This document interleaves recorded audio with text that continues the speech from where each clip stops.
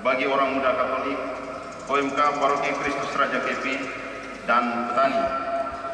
Dasar pelaksanaan, dokumen pelaksanaan perubahan anggaran Satuan Kerja Perangkat Daerah Dinas Pertanian Kabupaten Mapi tahun anggaran 2017. Sumber dana DAU Dinas Pertanian Kabupaten Mapi tahun anggaran 2017. Tujuan kegiatan. Kegiatan ini bertujuan untuk meningkatkan pengetahuan, keterampilan dan sikap orang muda Katolik serta kelompok tani mama-mama di distrik Oba untuk mengetahui pembuatan, pemanfaatan, kegunaan pupuk organik dalam kegiatan budidaya tanaman, dan juga diharapkan setelah pelatihan ini peserta mampu dan mau berwirausaha pupuk organik untuk meningkatkan ekonomi atau pendapatannya baik secara perorangan maupun secara berkelompok. Metodologi. Metode yang digunakan dalam kegiatan pelatihan ini adalah metode andragogi atau metode pembelajaran orang dewasa dengan persentase 20% teori dan 80% praktik. Waktu pelaksanaan. Kegiatan ini sesuai dengan DPA dilaksanakan selama 3 hari, yaitu dari tanggal 20 sampai 22 November.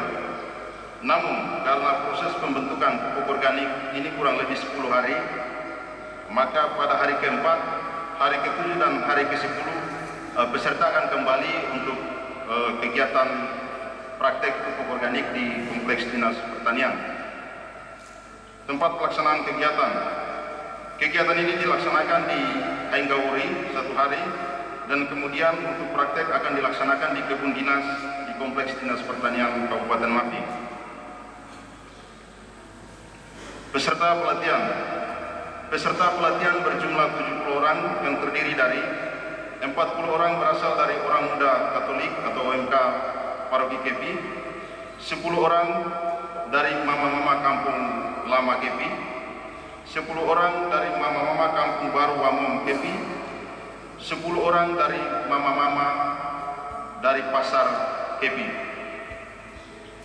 Demikian laporan kami selaku Ketua Panitia Pelatihan, dan mohon kiranya Bapak Wakil Bupati berkenan memberikan sambutan sekaligus membuka secara resmi kegiatan pelatihan pupuk organik bagi orang muda Katolik, Paroki Kepi, dan kelompok tani mama-mama di distrik Oba.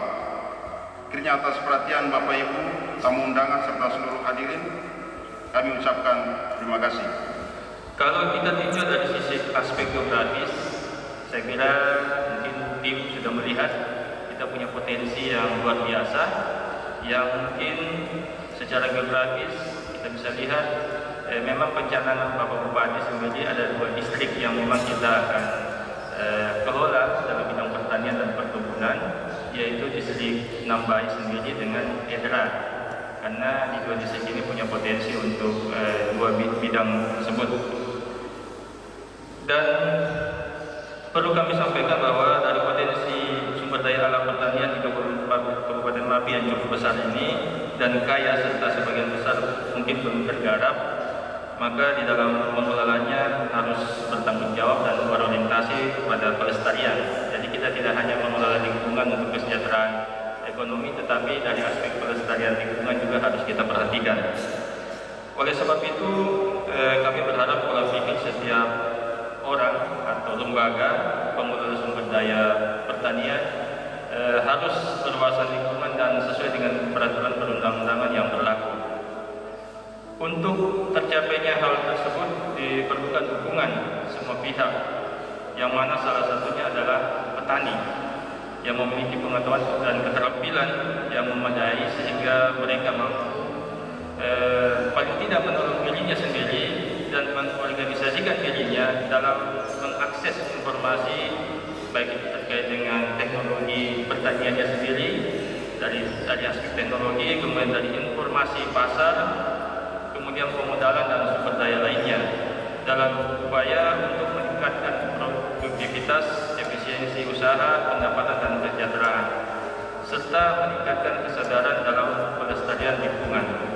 Bapak Ibu sekalian yang saya hormati, sektor pertanian kita ketahui bersama memegang peran strategis karena kontribusinya terhadap peningkatan pertumbuhan ekonomi dan peningkatan PDRB, sehingga dalam rangka mewujudkan visi dan misi Bupati Wakil Bupati Mapi tahun 2017-2022, yaitu bagaimana kita mewujudkan masyarakat Mapi yang lebih religius, mandiri, bermartabat, adil dan makmur, di mana kita bagi dalam 6 misi yang sudah kita susun di dalam wujud PDMD.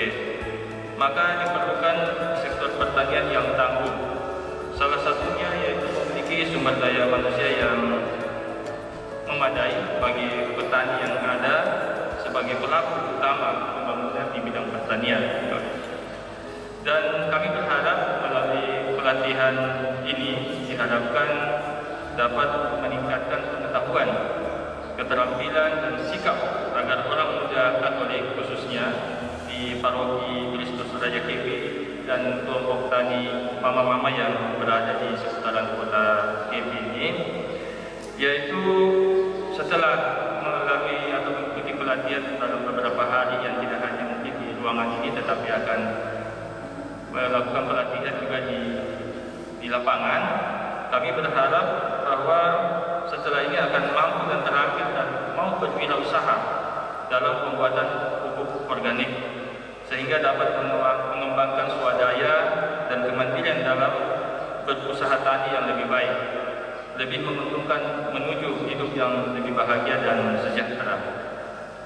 Bapak Ibu sekalian yang saya hormati, khususnya bagi adik-adik, anak-anak muda, kemudian mama dan bapak yang mengikuti kegiatan ini, karena begitu pentingnya pelatihan ini, kami berharap bahwa kepada para peserta bisa mengikuti kegiatan ini dari awal sampai akhir dengan serius, kemudian aktif. Kami berharap aktif bertanya. Tadi beliau sudah menyampaikan memberi ruang yang seluas-luasnya untuk kita menggali apa yang beliau ketahui untuk disampaikan kepada kita semua yang ada di sini. Jadi harapan kami seperti itu, banyak bertanya, mungkin tidak di ruangan ini saja, tapi beliau tadi memberi kesempatan, beliau menginap di Avista. Saya kira kita harus memanfaatkan waktu yang beliau sudah luangkan untuk kita di Mapi, jauh-jauh dari Bandung ke kita di KBS ini. Saya kira rugi kalau kemudian kita tidak memanfaatkan itu secara maksimal. Banyak ilmu yang bisa beliau sampaikan kepada kita, dan waktu inilah untuk kemudian kita menggali apa yang beliau ketahui dalam rangka meningkatkan pendapatan, kesejahteraan masyarakat, khususnya bagi Bapak Ibu Mama yang memang punya keinginan untuk berwirausaha di dalam bidang pertanian. Dan kepada